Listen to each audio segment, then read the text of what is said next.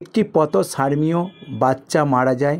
প্রত্যেকটা সারমীয় ও মা আগুলে বসে আছে এবং মায়ের চোখের জলে ভেসে যাচ্ছে এবং বাচ্চাটি মা ও কয়েকটি পথ সারমীয় এইভাবে রাস্তা আটকে বসে থাকে এবং গাড়ি পেছু পেছু ছুটে বেড়ায় এবং ওই অবলা প্রাণী এইভাবে মারা যাচ্ছে শুধু ড্রাইভারদের গাফলতির কারণে। প্রত্যেকটা গাড়ি চালক ড্রাইভার ভাইদিকে জোরহাত করে অনুরোধ করছি, আপনারা পথ সারমীয় অবলা প্রাণী যদি রাস্তায় থাকে আপনারা একটু স্লো করে গাড়ি চালাবেন।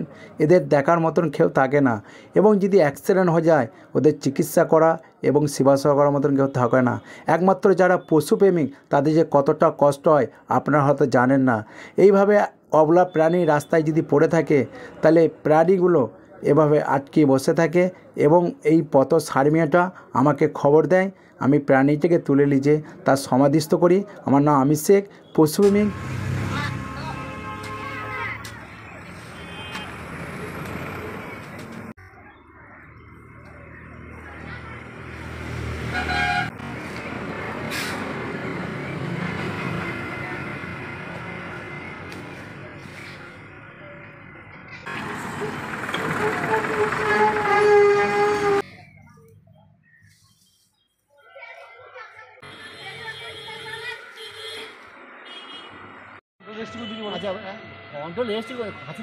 আজ আমি এই মুরাতিপুর বাজার সংলগ্ন এলাকায় রাস্তার ওপরে একটা কুকুর কোনোভাবে কোনো বাস হোক লরি হোক ট্রাক্টর হোক চাপা দেওয়ার পর মারা যাওয়ার পর সে মা আর দু আর চারটে বাচ্চা এসে জড়ো হয়, রাস্তা জামও হয় একটু আধটু।